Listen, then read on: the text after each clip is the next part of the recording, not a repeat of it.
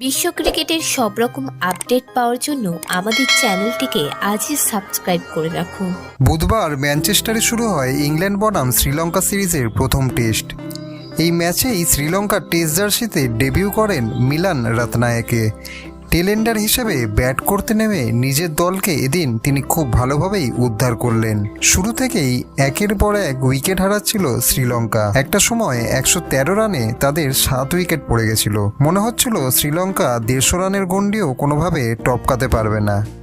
সেই সময় 9 নম্বরে ব্যাট করতে আসেন মিলান রাতনায়েকে।